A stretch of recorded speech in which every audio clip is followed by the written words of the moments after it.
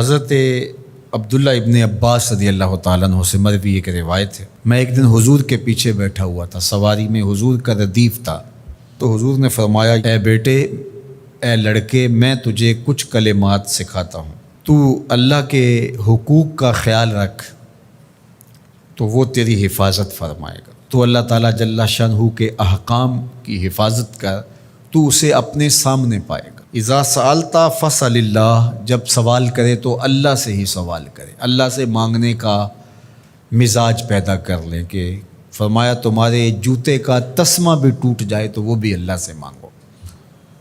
ضرور بازار میں جاؤ دکاندار سے، لیکن حقیقی طلب اللہ سے ہونی چاہیے۔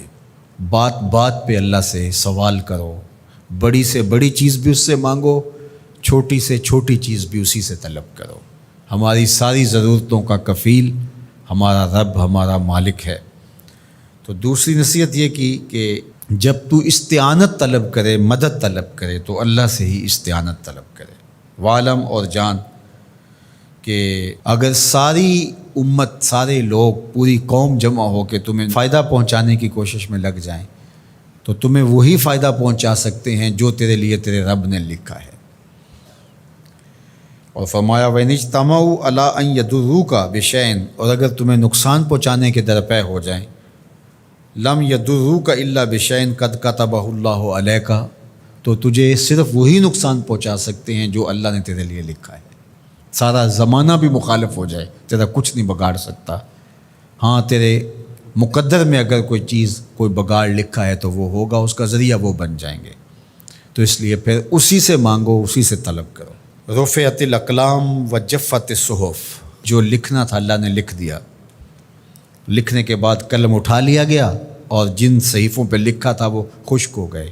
اب کتابیں بند ہیں، تو اس لیے اس نے تیرے لیے جو لکھا ہے وہ ہو کے رہے گا، تو خام خواہ لوگوں سے ڈرنے کی ضرورت نہیں ہے، اور تیرا فائدہ، تیرا نقصان اسی کے دستے قدرت میں ہے، تو اسی سے طلب کر، اسی سے مانگ۔ اور فرمایا تو اللہ تعالیٰ جل شانہ کو رخاء میں، خوشحالی میں یاد کر، یعرفک فی الشدہ، وہ تجھے مشکل میں پہچانے گا۔ یعنی جو شخص خوشحالی کے دور میں اس کے پاس دولت ہے، صحت ہے، تو اللہ تعالیٰ کو فراموش نہیں کرتا، اللہ اس کی بدحالی کے زمانے میں اس کو فراموش نہیں کرتا۔ وعلم، اور جان، ان النصر مع الصبر، کہ جو مدد ہے وہ صبر کے ساتھ آتی ہے۔ وان الفرج مع الکرب، اور کشادگی جو ہے وہ مشکل کے ساتھ آتی ہے۔ وَأَنَّ مَعَ الْعُسْرِ يُسْرًا، اور سہولت جو ہے وہ مشقت برداشت کرنے کے بعد آتی ہے، تنگی کے بعد فراخی آتی ہے۔ پہلو مشکل پھر تمنا، پہلو کنڈا پھر پھول، شاید مگروں پہلو مکھیاں ڈس دیاں ڈنگ والیاں۔ تو یہ سب ہوتا ہے، مشکلات، تکلیفیں، آلام، مصائب، ان سب سے گزر کر کے آسانیاں آتی ہیں۔ خود حضور کی زندگی دیکھ لیجئے، مدنی زندگی مکی زندگی کے گزرنے کے بعد، طائف کے مراحل کو طے کرنے کے بعد آتی۔